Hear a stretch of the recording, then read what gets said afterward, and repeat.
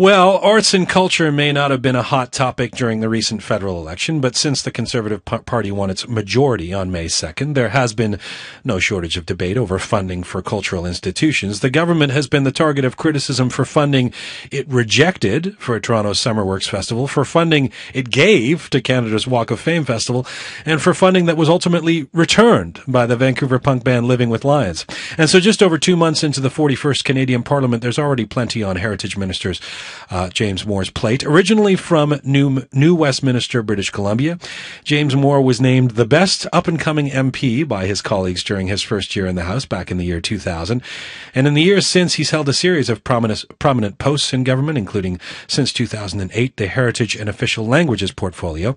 And you may have seen him in the last week or two playing host to a couple of very important visitors to Canada, Prince William and Catherine, the Duchess of Cambridge, on their tour throughout the country. But today, it's our pleasure to welcome Heritage Minister James Moore to Studio Q. Hello, sir. Pleasure to be here. Finally in studio. I was supposed to be in studio or live with you during the Juno Awards, but of course the pesky election got in the way, didn't it? The pesky election did get in the way. And you're always, you've been on the phone a couple of times, but it is nice to have you here in person. I understand you went and saw the boys from Dublin last night. Indeed. So if my voice is a little off, you know why. You were screaming at the U2 show. Air guitar, air drums were in full flight. It was a great show. It was brilliant. I mean, it's amazing. It's, as you know, in Vancouver, we're in the process of replacing the roof on BC Place Stadium. The opening moment will be the Grey Cup, and to have, I still call it Skydome, the roof Skydome open, so the sound can kick out. The sound difference was amazing, and it was a brilliant show. I happened to see this U2 show at Skydome at the Rogers Centre a couple of years ago, and when they have the roof open and the CN Tower with its lighting, it looks like it's an extension of the of the U2 stage. And I had a perfect line of sight to see it all. It was great. It was a great quite Toronto a spectacular moment, It's not a bad gig you have. I saw you at one of the final games of the Stanley Cup final in Boston, and you get to go to U2. It's not so bad. I was on, and as a matter of fact, last night was in, and then the night before, which is to say 2 nights ago, I was in Stanley Park. I wouldn't quite call it a mosh pit at the Summer Live in Vancouver, but enjoying Dan Mangan and having a good time. So it was, those are great moments. But it's important, by the way, because in the past, I think, I'm the first Heritage Minister that there's ever been outside of the Montreal, Quebec City, Toronto axis. Sheila Cobb's down to Hamilton, but to get out there and to see culture beyond the largest cities, and to go to smaller communities is things that I try to make a point to, because culture in Canada is so widespread, so diverse, so impressive, that to get a real sense of it is an important way actually to spend summer. I mean, so it sounds like a cush gig, but the reality is it's important to actually get out there and see what people are saying. I think people appreciate it, that you're out there and seeing Dan Mangan. It's only been a couple of months. How is being in a majority situation affecting the way you work? We heard that a majority government would make it easier for you to do what you guys wanted to do. Is your work easier for you? I wouldn't say easier, but expectations are obviously much higher, so you really kind of have to nail it. There's no excuses now. You really have to nail it. And when I think of the big legislative effort that we had in the last Parliament from my portfolio, which we're going to be tackling again this fall, copyright reform, we want to get that right. I mean, it is absolutely essential. Canada, one of the things that we do best in the world is intellectual property, which is to say arts and culture, music and television, the video game industry, audiovisual production and all that. Intellectual property and intellectual development is what we do best in the world. And yet we have an intellectual property regime in Canada that is Bush League, and it needs to be improved. And so we have legislation to do that, and we're going to be tackling that very aggressively. But in terms of the arts and culture portfolio, is it easier for you, or not? Is it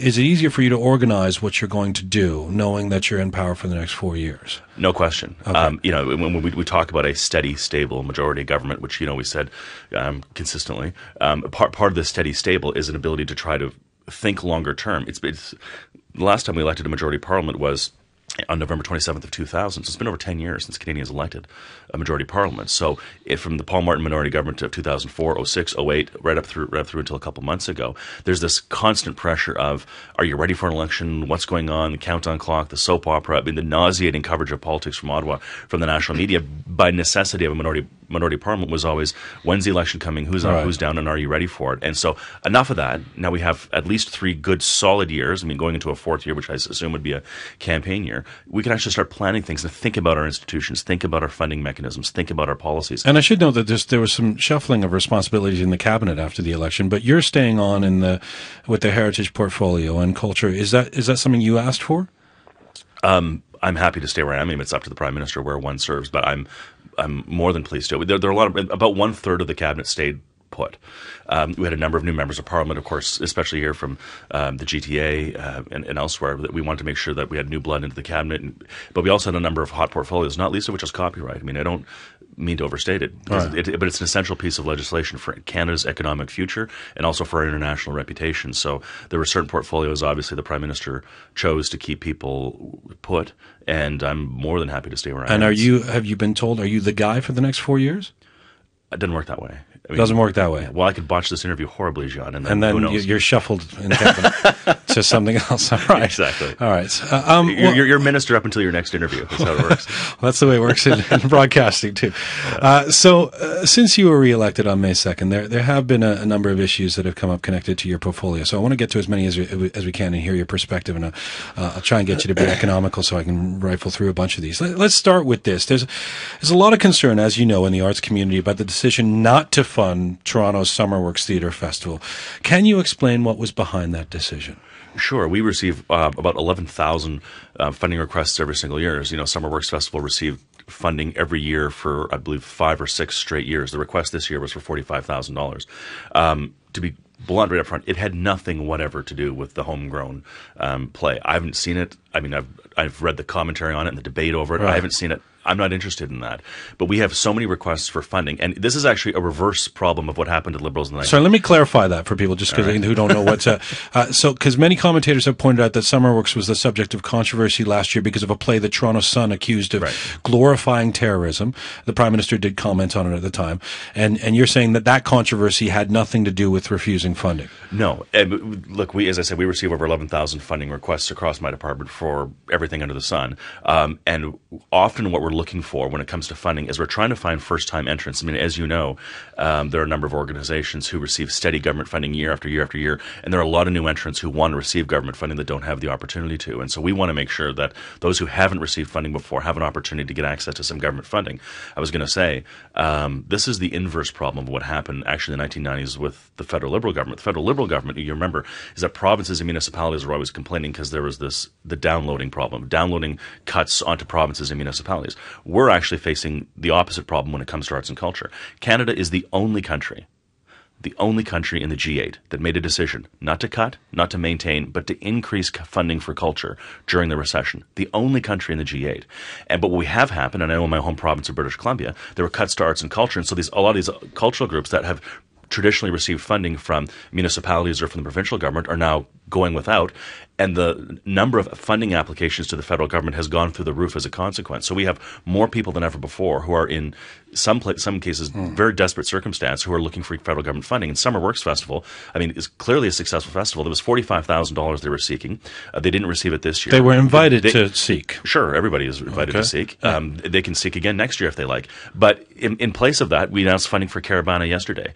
This afternoon, I'm going to Kitchener. We're announcing funding for 51 cultural projects. But you do see how it's conspicuous, though, or do you understand how it's conspicuous when there's a festival with a play that the Prime Minister calls out as something he's concerned about, and then the festival doesn't get the funding. You see why people were making that connection or concerned about it. Look, people can draw up whatever conspiracy theories they want. The truth is we're not cutting funding. That funding went to another cultural festival and other ones that are going to be receiving funding and going forward for the first time. And I should note, by the way, Summerworks Festival, they can obviously apply again next year. But also the Summerworks Festival, they didn't receive the $45,000 this year from the government. But what did they do? Is they stuck their hand out and they rallied through social media and other places. They rallied people who support the festival to step forward and provide funding. And I believe they're on track to raise more money than they were otherwise going to receive. They have. That's a good thing. Well, it's a great thing. Although not every festival. If every festival had to do that, then there would only be so many donors to go around, right? Correct. When your cabinet colleague, Finance Minister Jim Flaherty, was asked about Summerworks last month. As you know, he warned arts organizations not to count on highly competitive federal funding, saying, and I'm quoting him, "We actually don't believe in festivals and cultural institutions assuming that year after year they'll receive government funding." Mm-hmm. We asked Michael Rubenfeld, the artistic producer of the Summerworks Festival, about this last week. He said he doesn't think artists feel entitled to grants. Quite the opposite. I want to play a bit of what he said here. We're all running businesses. We're not. What we do isn't frivolous, and in order to in order to look at things like growth, look at things like stability, we have to be able to count on funding from somewhere. So it's troubling because I think that if you were to go to any organization or any corporation, if you go to any place that the government funds and say, look, you can't count on us to continue to fund your industry from year to year, I think that everyone would be feeling pretty scared. That's Michael Rubenfeld, artistic producer of Toronto's Summer Work Festival. What do you make of his comments? Is it reasonable to expect arts organizations to operate effectively in such an atmosphere of uncertainty? It's challenging, there's no question. And part of my point of traveling across the country, as I do all the time to meet with cultural groups, is you realize how fragile and troubled many cultural organizations are in the country. When you see organizations, I tell the story often. I remember going to the New Brunswick Theatre Company in Fredericton, New Brunswick, and I walked in and I said, "Hi, I'm here for a meeting." I can't remember the guy's name. I'm here for, it was 3 years ago. I'm here for a meeting with Jim, and this guy comes out with dusty overalls, and he comes in and he says, "I'm Jim." I said, "New Brunswick Theatre Company." He said, "Yeah." "Oh, you're the president." He said, "Yeah, I'm also the treasurer. I'm also the second act. I'm also the stagehand. I'm also the carpenter." So when you see these cultural organizations, you realize that so many of them are held together with good hope. They put so much sweat and tears into these organizations, and they can disappear overnight if the government gets public policy wrong. What we've tried to do is get public policy right. And the point that Jim Flaherty was trying to underline there is that if anybody has an assumption that they have a right to taxpayers' money, they're wrong. What my job to do as Heritage Minister is to go out there and to meet with organizations, to get out of the national capital and to meet with people and find out where the need really is. The fact that Summer Works can extend a hand and have it filled with more than $45,000 that they were receiving from taxpayers means that $45,000 is now available to give to other organizations that are in much more dire straits than is the Summer Works Festival. And that's my job, is to make sure that those who are most in need have the support that they need. But, okay. I mean, there are other sectors of the economy that can rely more on funding, can they not, from the federal government? I mean, there's a notion that arts and culture, when it comes to arts and culture, there's more uncertainty than there is in other places.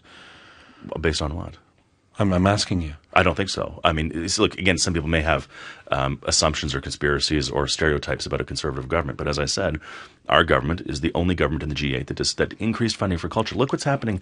Look what's happening in London with the current government there, the coalition government. They're cutting funding for culture across the board by 25%. The National Endowment for the Humanities in the United States is facing extinction in the United States. And in Canada, what are we talking about? My department spends $2.9 billion per year on arts and culture. We're talking about a $45,000 grant that didn't go to Summer Works, but instead went to Caravana and other events. Well, let me ask you about where the money goes, because some of your critics actually, to be fair, are no longer criticizing you for not spending the money. It's where you're spending the money. In some cases.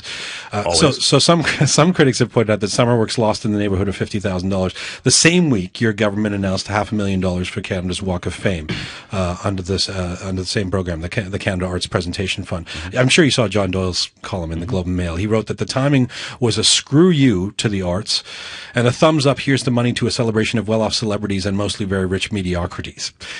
What's your response to that view? Everybody has their opinion, don't they?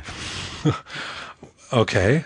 I mean, that is it. I mean, look, people ask me all the time. They ask me my opinion of what do you think of Joe Fafard's latest? What do you think of this album? What do you think of this play? What do you think of this architecture and all that? I mean, everybody's entitled to their opinion. I don't think the Walk of Fame is a nothing. I think it's an important project that is obviously was very well attended, and Mr. Doyle may not like it, and that's obviously he's more than entitled to his opinion of things. But other people are supporting the Summer Works Festival, but opening up. I guess the idea is that the Walk of Fame, which is also a worthy endeavor, is not avant-garde art. And we talked to NDP heritage critic Tyrone Benskin about this last week. He doesn't dispute that your government has increased funding to arts and culture, by the way, but he worries that the money is being taken away from the creative aspect of the arts industry in favor of more commercial work. Here's what he had to say. I think that their ideology sees arts as being something that has to be commercial. It has to be, quote-unquote, market-driven. I suppose that they see more of a tourist value and a profile value in the Walk of Fame than they do in allowing young and innovative creators to create new works that may well one day put them on that Walk of Fame. It's entirely silly, isn't it? I mean, we fund all kinds of things. Some of it's commercially viable, some not. I mean, I was at the opening of Bard on the Beach in Vancouver. That's obviously a hugely commercially successful endeavor. But it's not as though they have an endowment fund that they can roll over every year to build infrastructure projects. And what have they done? They built a brand, because last year they had the roof blow off the top of Bard on the Beach. Bard on the Beach is a central pillar of British Columbia and Vancouver's cultural dynamic every single year in the summer. It's an amazing, obviously, part of Vancouver's growing cultural dynamic, but they needed a new stage. They needed new infrastructure. So we helped them. We partnered with them and gave them funding.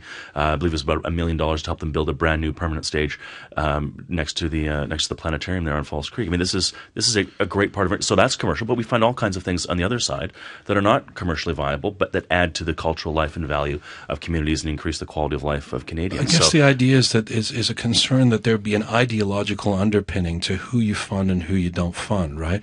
And if I can shift gears to this an issue that caught our attention here, that Living with Lions, this Vancouver punk band that released a record with liner art that some interpreted as depicting Jesus as excrement.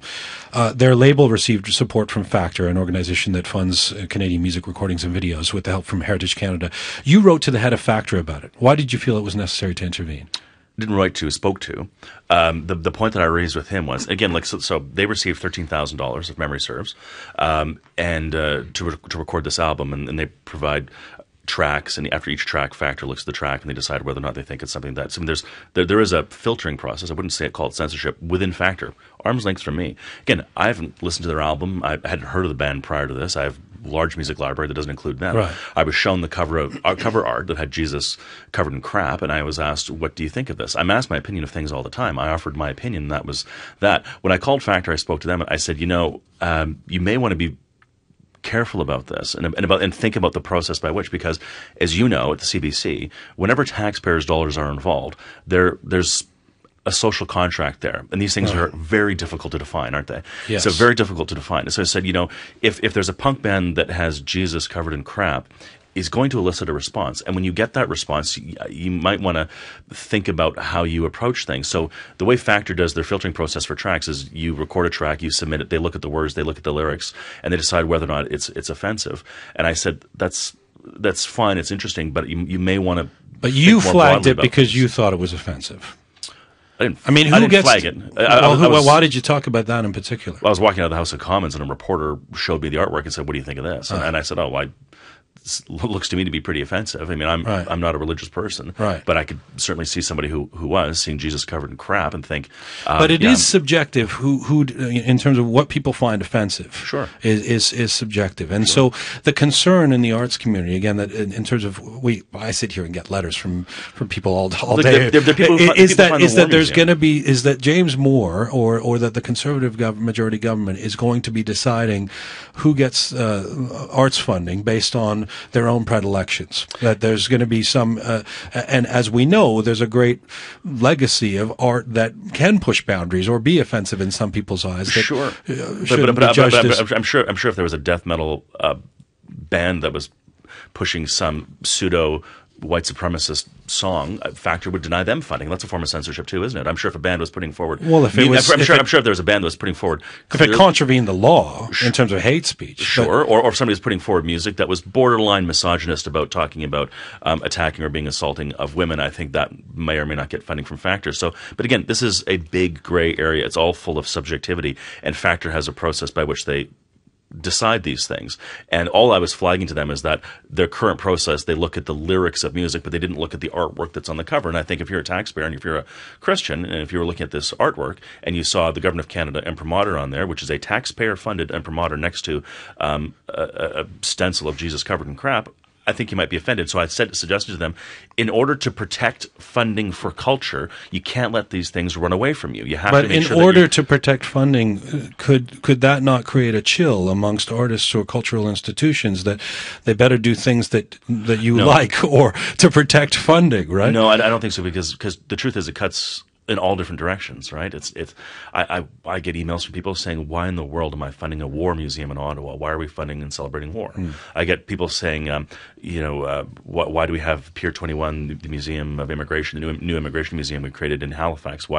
Tell me about the programming there. I mean, as you know, the Canadian Museum of Human Rights in Winnipeg has been a real source of controversy for a number of folks regarding their decisions and non-decisions with regard to programming. So when it comes to funding culture, there's no end to the source of controversy. The question is the minister and we in the public, are we prepared to engage those controversies, discuss them rationally, and to talk about them? Look, this punk band that received the $13,000, I didn't intervene with Factor. Factor's receiving their same appropriation this year. They decided to give the money back to Factor probably because they got more than $13,000 worth of publicity. So that was their choice. They were a punk band. They acted like a punk band, and they got the publicity they wanted, and away they go. So, it is what it is, and these things are less than clearly defined at times. I got about a minute left with you here. Then there's, 100 questions I need to ask you. I can stay for another half an hour if you like.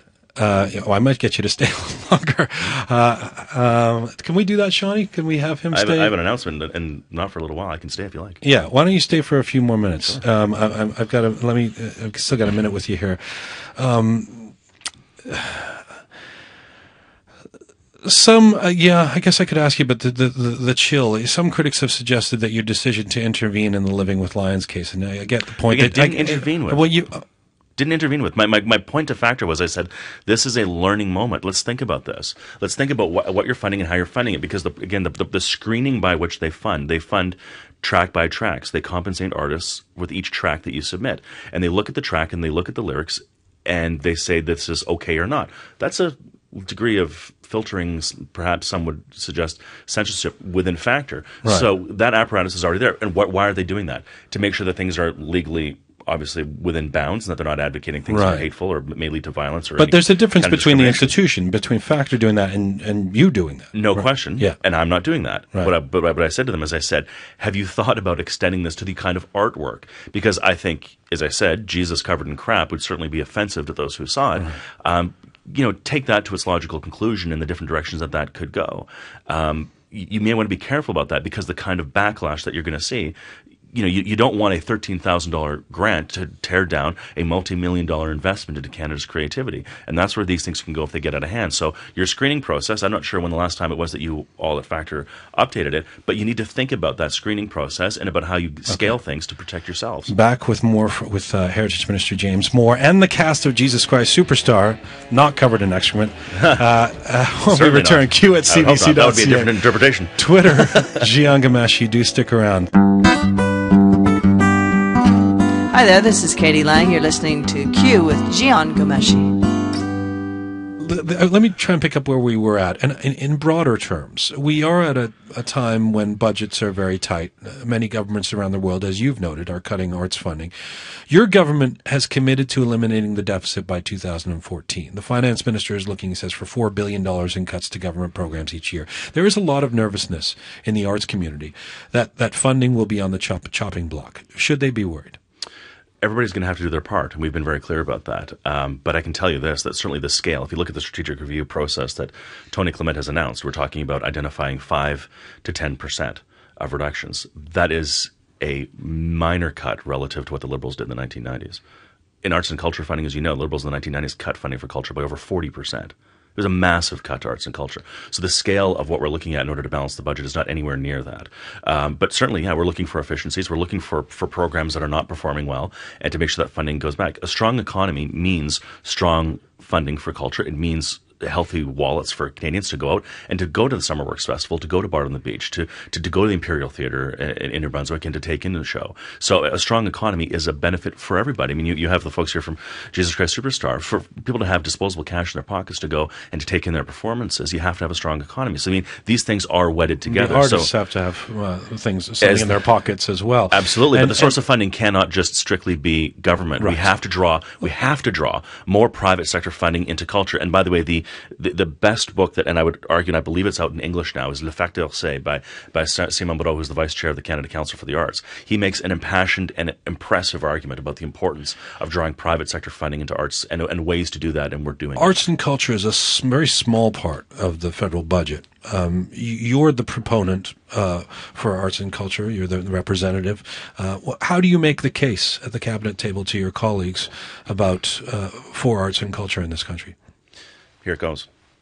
I'm listening. It's this. So is everybody. Arts and culture does represent over $46 billion in the Canadian economy. It's over 640,000 jobs in the Canadian economy, which is to say it's 3 times the size of Canada's insurance industry, twice the size of Canada's forest industry. To invest in arts and culture and to support the creative economy is to support the economy as a whole.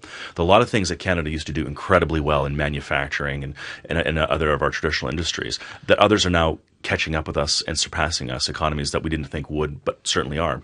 China, Japan, South Korea, other countries. What Canada still does better than anybody else in the world, is intellectual property, which is to say music, performing arts, theater, television shows, film. We do those things better than anybody else. And so we need to make sure that the regime of policies that the government has, not just funding, but copyright legislation, investments, support, drawing in the private sector to make sure there's a steady base of support for culture that doesn't just come from taxpayers. All these things have to be working in concert to make sure that Canada continues to lead the world. That's my pitch. Okay, well done. Yeah, I mean, you do often speak about the value of arts and culture to the Canadian economy. And we see you at a lot of cultural events, and I know people in the arts community appreciate that.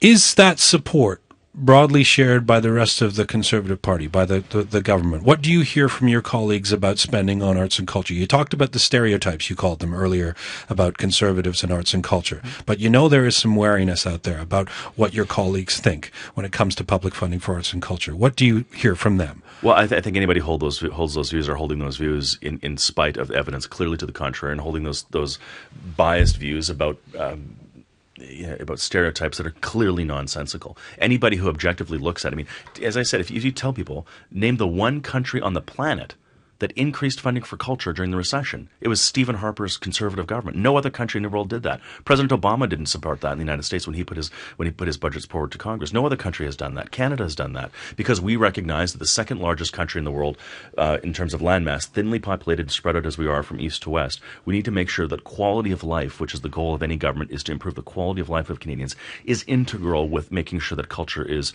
part of that. I've been to many cities, as have you, where you go to these sometimes brilliant cities that might have good infrastructure, good job opportunities, but culturally have no soul. They're just empty. People go to work and they come home from work and they sit in their home and nothing happens. We don't want that to happen in Canada. So when the Prime Minister made those comments before the last election about the public isn't interested in people funding artists at rich galas and black tie galas. Not quite what he said, but what did he say? You can tell us exactly what he said. I think his sentiment was that those when funding goes up for arts and culture, and then people complain about cuts, that there's an incongruity here between fact and between fact and myth. Right, I'm not sure he said that. Yeah, but he said, and that incongruity isn't helpful. Look, Heather, he did say. I'm just wondering if he did say that. He didn't say incongruity between. He said that we're concerned about people aren't interested in funding black tie galas, artists at celebrating